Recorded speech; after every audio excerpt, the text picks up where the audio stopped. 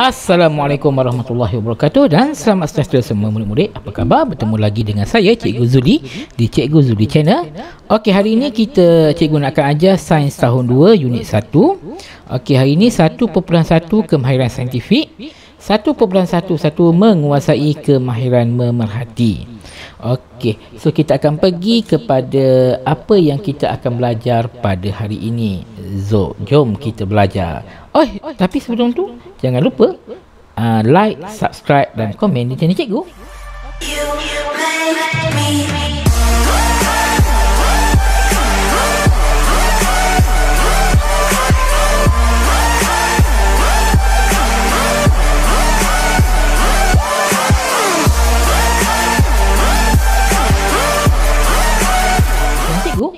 Okey.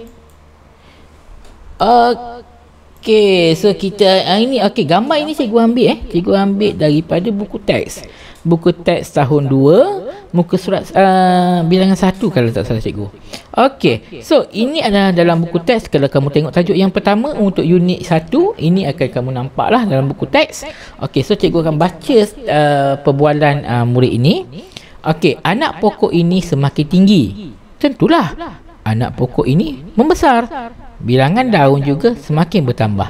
So apa yang mereka lakukan di sini? Mereka memerhatikan, mencatat, membuat pembandingan pada pokok ini. So ini adalah KPS, kemahiran proses sains. Okey, so di mana mereka okey, hari ini kita nak belajar ambil satu saja, iaitu memerhati. So cikgu akan go through untuk tajuk memerhati. Okey, so kita akan buka lagi buku teks. Okey, so tajuk ini adalah muka surat yang seterusnya. Okey, Nisa dan adiknya sedang membantu ibu di dapur.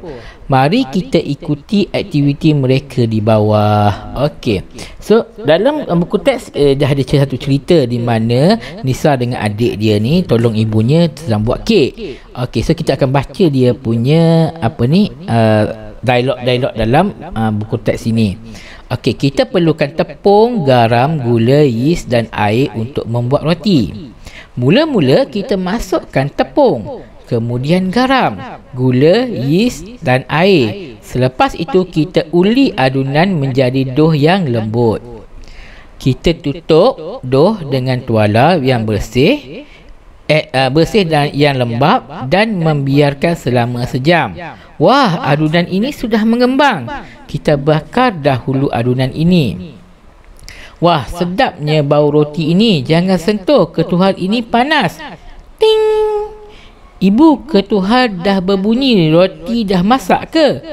Okey, sedapnya roti ini. Ialah lembut dan gebu roti ini. Okey, so semasa aktiviti yang dilakukan oleh Nisa dan adiknya bersama ibu, okey, mereka menggunakan proses kemahiran proses sains memerhati semasa melakukan aktiviti ini. Okey, so ada 5 kemahiran proses KPS memerhati, iaitu pertamanya ia melihat perubahan adunan, menghidu bau roti yang sedang masak, merasa roti yang telah masak, memegang roti yang telah masak dan mendengar bunyi ketuhar. So kita akan pergi satu persatu apa yang telah dilakukan oleh Nisa dan ibunya semasa membuat roti. Okey, so kita tengok Okey, mula-mula sekali dia melihat perubahan adunan tersebut. Okey, kalau kita nak melihat sesuatu benda, apakah deria yang kita gunakan untuk melihat? Pandai, kita akan menggunakan mata. Okey, kita akan gunakan mata untuk melihat. Tanpa mata kita tak akan boleh melihat. So macam mana, apa yang dilihat? Okey, mula-mula dilihat ibunya masukkan beberapa adunan, contoh macam garam, tepung, apa semua. Lepas tu dia tengok pula adunan itu mengembang. Okey, dia menggunakan mata untuk melihat adunan itu mengembang. So pemerhatian yang pertama ialah dia menggunakan mata, iaitu melihat, melihat perubahan dia. So dia melihat menggunakan mata. So mata kita boleh melihat bentuk, boleh melihat warna. So itu adalah yang ada pada mata kita. Okey, so manusia dikurniakan mata.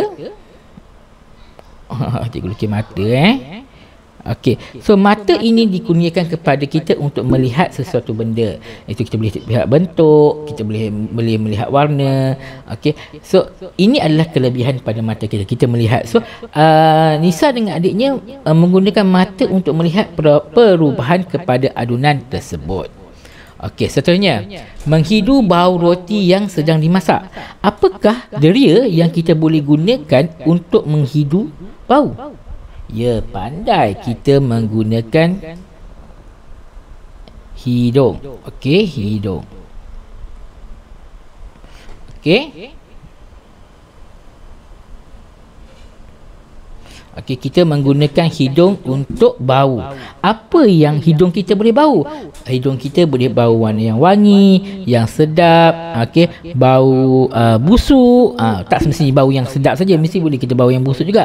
So, bila kita bau sesuatu yang sedap, enak, automatically otak kita akan kata, wow, sedapnya.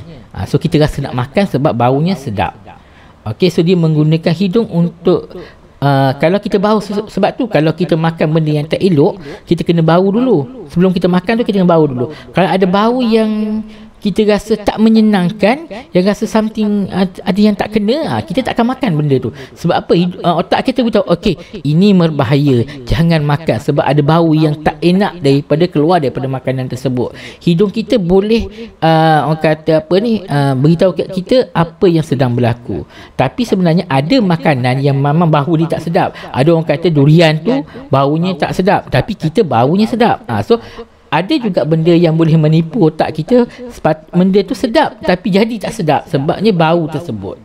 Okey, so kita kena faham itulah keunikan hidung kita. Ada orang bau benda tu, contoh dia ada makanan yang pelik-pelik, baunya memang orang kata apa ni, kalau orang Cina dia makan tahu busuk, tak saja cikgu tengok tahu busuk, tapi dia orang kata sedap sebab rasa ni mungkin ada perbezaan dan sedap. Kita tak tahu, cikgu tak pernah tahu sebab cikgu tak pernah makan. Okey, tetapi ada bau yang tapi kita kena tahulah. Kalau benda tu dah rosak, kita tahulah bau dia macam mana apa semua. Okey, kadang-kadang bertukar warna pun kita boleh nampak lah. So mata kita boleh nampak kalau makanan tu sepatutnya warna merah, jadi tengok warna kuning. So tak elok. Macam roti kat rumah kita kan, kalau kita tengok tiba-tiba dah berkulat apa semua, nampak berkulat, bau pun dah tak sedap, mesti kita tak nak makan. Okey. Seterusnya kita nak pergi pula kepada merasa. Oh, merasa. Apakah deria yang kita boleh guna untuk merasa ni? Ya, pandai. Kita menggunakan lidah. Lidah yang berada dalam mulut. Okey, mulut. Lepas tu mulut ni ada lidah. Okey. So, apabila kita nak makan, kita menggunakan lidah. Apa yang lidah kita rasa? Rasa masam, rasa manis, rasa masin, pahit. Itu yang lidah kita boleh rasa. So, bila contoh kalau kita nak bau, okey, kadang-kadang hidung kita boleh menipu kita. Contohlah cikgu ambil buah mempelam. Ada buah mempelam walaupun bau dia masam, tetapi rasanya amat manis. So jangan tertipu. Kita kena rasa dulu. Kadang-kadang mak kata ni makan pelam ni, masam lah mak. Kamu tak rasa lagi. Mak kata manis, rasalah dulu. Kamu kena rasa dulu, barulah kamu tahu sama ada dia betul-betul masam ataupun manis. Ada benda yang kita kena tahu. Bau tidak orang kata bau ni kadang-kadang boleh menipu kita. So tapi kalau kita rasa, kita akan dapat tahu rasa yang sebenar, sama ada manis, masam, masin. Okey, so daripada itu kita dah tahulah. Contoh kalau kita makan kuah yang terlampau masin, kita akan beritahu mak masin sangat. Okey mak, kita boleh adjust sikit bagi lebih sedap, tambah gula ke, bagi cantik lah. So kita lidah kita boleh rasa beberapa benda lah, manis, masam, masin, pahit. Dia boleh rasa benda-benda macam ni. Okey, so kita pergi seterusnya, iaitu memegang roti yang telah masak. Kenapa nak pegang? Okey, sebab kita nak makan kenalah pegang, betul tak? Tapi bila kita pegang tu, kita akan rasa sama ada roti tu lembut ke, keras ke. Kita tak makan lagi tapi kita dah boleh rasa. Kalau terlampau panas, kita tak akan makan. Sebab apa? Bila pegang panas, kita akan angkat tangan. Sebab otak kita akan beritahu makanan ini terlampau panas. So apakah deria yang kita gunakan? Iaitu kita gunakan deria yang tangan lah, tangan. Okey, kat tangan kita tu ada kulit. Kulit. Kulit ini yang ada reseptor yang boleh bagi tahu kita sama ada benda ini panas ke, sejuk ke. Okey. So dekat tangan kita ada kulit. Kulit ini ada reseptor. Reseptor ini yang beritahu dekat otak kita benda ni panas, benda ni lembut, benda ni keras. Okey, so kita pegang, kita dah tahu. Dah pegang dah tahu. Lembut. So kita boleh makan sebab tahu benda tu lembut. So kita sebelum kita tu kita dah rasa dah. Kita dah boleh pegang dia, dah rasa. Okey, so kita lukis tangan. Okey. So dekat tangan kita ada reseptor Reseptor ni kulit dekat tangan kita ni boleh rasalah sama ada lembut ke, keras ke, panas, sejuk. Okey, kalau panas automatik tangan kita akan terletak. Sebab apa? Kita tahu benda tu panas, kita tak boleh sentuh. Kita sentuh sikit berasa panas, kita akan tarik tangan. Sebab apa? Bila kita rasa panas, automatik badan kita akan bergerak melarikan diri. Sebab tahu benda tu panas. So kita tak akan pergi tempat yang panas. Okey, sebab badan kita dapat rasa, kulit kita dapat rasa benda tu panas. So tapi kadang-kadang sebab tu kita kita jaga adik-adik kita.